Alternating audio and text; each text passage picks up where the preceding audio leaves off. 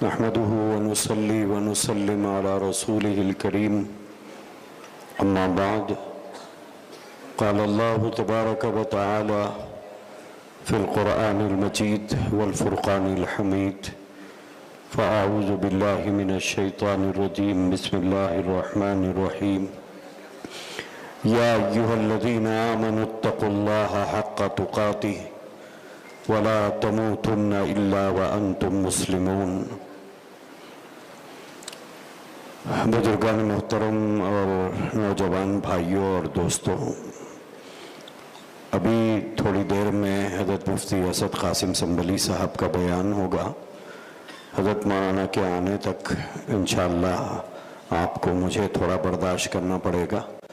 ایک قرآن مجید کی آیت کریمہ میں نے آپ حضرات کے سامنے پڑھی ہے، اسی کی روشنی میں کچھ باتیں حضرت مولانا کے آنے تک میں آپ سے عرض کروں گا۔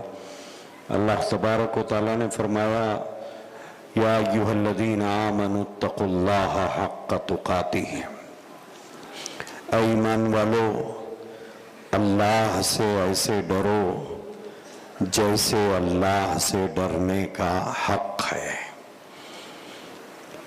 ایک وہ ڈر ہے جو ہمارے ذہنوں میں ہے کہ میں اللہ سے ڈر رہا ہوں، لیکن اللہ فرما رہے ہیں کہ اللہ سے ایسے ڈرو جیسے اللہ سے ڈرنے کا حق ہے۔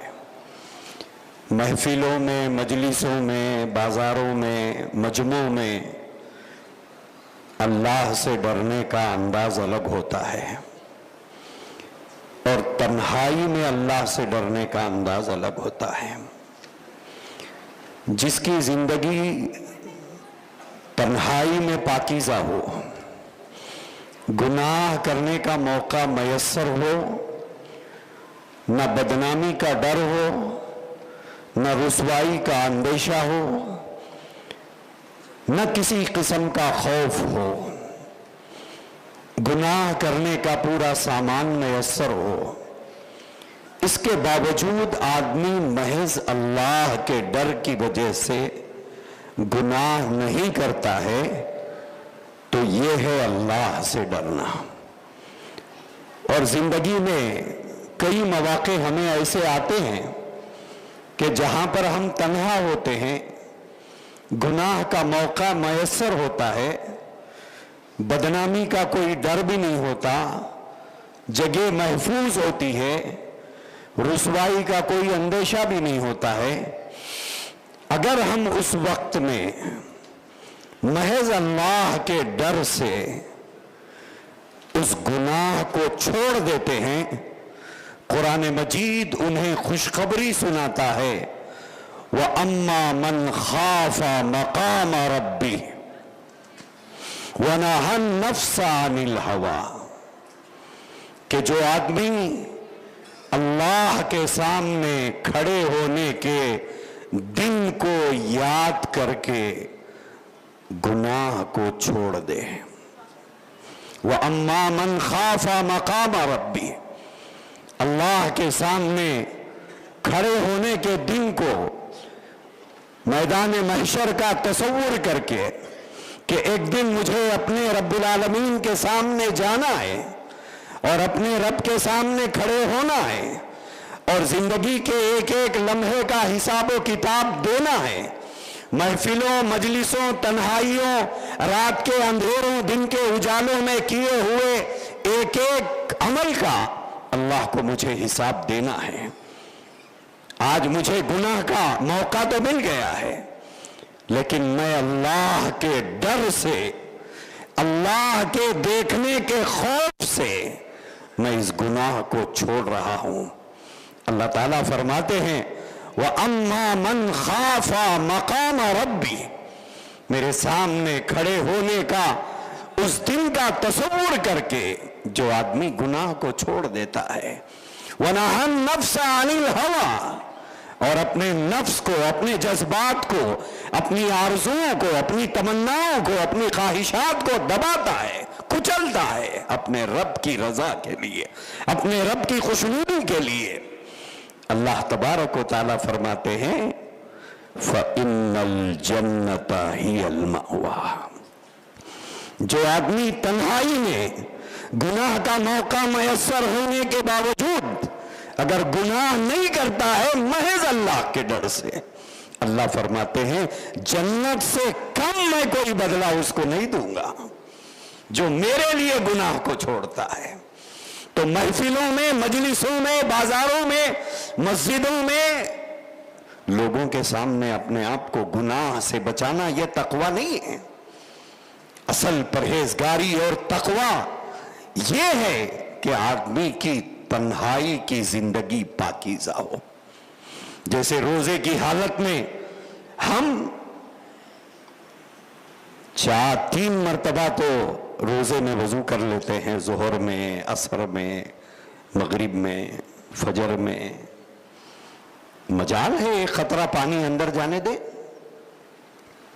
حالانکہ پورا موقع ہمارے پاس ہوتا ہے۔ ابھی رمضان گزرا ہے، سخت گرما میں گزرا ہے، پیاس کی شدت سے حلق میں کانٹے محسوس ہو رہے تھے، بےتابی تھی، بے قراری تھی، بے چینی تھی، لیکن اس کے باوجود گھر میں اکیلے رہنے کے باوجود، وضو خانے پر اکیلے رہنے کے باوجود، ٹوائلٹ میں اکیلے ہونے کے باوجود، پورا موقع ہونے کے باوجود ایک قطرہ پانی کا ہم حلق کے نیچے اترنے نہیں دیے، بلکہ کلی کرتے وقت جتنا پانی لیے تھے اس میں مزید تھوک ملا کے واپس کر دیے۔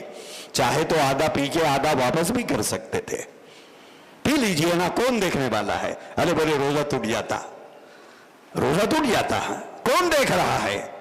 بازو والوں کو بھی پتہ نہیں چلے گا کون آپ کی نگرانی کرتے بیٹھا ہوا ہے، لیکن آپ کہتے ہیں کہ نہیں روزہ ٹوٹ جاتا، کون دیکھ رہا ہے؟ بولے اللہ دیکھ رہا ہے۔ دوستو، نوجوان بھائیوں، کیا یہ اللہ رمضان کے بعد نہیں دیکھتا؟ کیا یہ اللہ رمضان کے بعد نہیں دیکھتا؟ اللہ تبارک و تعالیٰ تو کالی رات میں، کالے پہاڑ کے نیچے، کالی چیونٹی کے چلنے کی، پیروں کی حرکت کو دیکھتا ہے، اور اس کے چلنے کی وجہ سے جو آواز پیدا ہوتی ہے اس آواز کو سنتا بھی ہے۔ اللہ نے فرمایا مجھ سے ڈرو، اتقوا اللہ حق تقاتہ، اپنا ایمان اتنا بناؤ، اتنا بناؤ، اتنا بناؤ کہ تنہائی میں بھی اللہ کا خوف غالب رہے، اللہ کا خوف غالب رہے۔ اللہ سے ڈرنا یہ اصل تقویٰ ہے، اور روزے کی وجہ اللہ نے قرآن میں یہی بیان فرمائی، یا ایھا الذین آمنوا کتب علیکم الصیام کما کتب علی الذین من قبلکم لعلکم تتقون۔ بولے تمہارے اندر تقویٰ پیدا ہو، تم متقی بنو۔ متقی کسے کہتے ہیں؟ ایک ہوتا ہے عابد، ایک ہوتا ہے متقی۔ عابد اسے کہتے ہیں جو نماز کا پابند ہو، فرائض کا پابند ہو، نوافل کا پابند ہو، تہجد کا پابند ہو، ذکر کا پابند ہو، تلاوت کا پابند ہو، روزے کا پابند ہو، زکوٰۃ پابندی سے ادا کرتا ہو، صدقہ خیرات کرتا ہو، حج کرتا ہو، یہ عابد ہے، یہ متقی نہیں ہے۔ وہ عابد ہے، متقی نہیں ہے۔ متقی کسے کہتے ہیں؟ متقی اسے کہتے ہیں جو گناہ چھوڑتا ہے، متقی اسے کہتے ہیں جو گناہ چھوڑتا ہے، جو گناہ سے اپنے آپ کو بچاتا ہے وہ متقی ہے۔ اللہ کے خوف سے جو گناہ نہیں کرتا وہ متقی ہے، جھوٹ نہیں بولتا، وعدہ خلافی نہیں کرتا، اس کے معاملات صحیح ہے، اس کی معاشرت صحیح ہے، اس کا لین دین صحیح ہے، پڑوسیوں کے ساتھ اس کا سلوک اچھا ہے، ماں باپ کے حقوق ادا کرتا ہے، بیوی کے حقوق ادا کرتا ہے، اللہ کے ڈر سے۔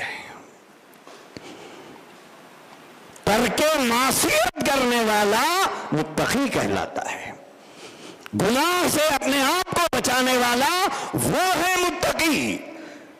لیکن ایک آدمی کثرت سے عبادت کرتا ہے لیکن گناہ سے اپنے آپ کو نہیں بچاتا، وہ کبھی متقی نہیں کہلاتا، وہ عابد ہے، وہ متقی نہیں ہے۔ اور قرآن کریم کو آپ اٹھا کر دیکھیے، جتنے وعدے اللہ نے قرآن میں کیے ہیں وہ سارے وعدے متقیوں سے کیے ہیں، متقیوں سے کیے ہیں۔ ان للمتقین مفازا۔ کامیاب کون ہوگا؟ عابد نہیں، متقی کامیاب ہوگا۔ جنت کا وعدہ عابدوں سے نہیں ہے، جنت کا وعدہ متقیوں سے ہے، جس کے اندر تقوی ہو، اللہ کے خوف سے جو گناہ کو چھوڑتا ہو۔ نوجوان بھائیوں اور بچوں، اس قرآن کریم کی آیت کا پہلا ٹکڑا ہے جس میں اللہ نے ہم سے فرمایا اللہ سے ایسے ڈرو جیسے ڈرنے کا حق ہے۔ وَلَا تَمُوتُنَّ إِلَّا وَأَنْتُمْ مُسْلِمُونَ۔ دوسری بات اللہ تبارک و تعالیٰ نے اس میں یہ ارشاد فرمائی، تم اس حال میں مرنا، جب تمہاری موت کا وقت آئے تو اس حال میں مرنا کہ تمہارا ایمان باقی رہے، تمہارا ایمان باقی رہے۔ تو کیا ایک آدمی کا ایمان مرتے وقت جانے کا اندیشہ ہے؟ مرنے سے پہلے ایمان کی دولت لوٹنے کا خدشہ ہے؟ جی ہاں، اس ایمان کو اپنے جسم سے زیادہ اپنے ایمان کو سنبھالنا ہے، اور زندگی کی آخری سانس تک اپنے ایمان کو سنبھالنا ہے۔ اگر جان دینا پڑے جان دے دینا ہے، ایمان نہیں دینا ہے۔ صحابہ کرام نے جان دینے کا وقت آیا تو جان دے دیا، ایمان نہیں دیا۔ مال دینے کا وقت آیا تو مال دیا، ایمان نہیں دیا۔ اپنے ایمان کی زندگی کی آخری سانس تک حفاظت فرمائی۔ حضرت تشریف لائیے۔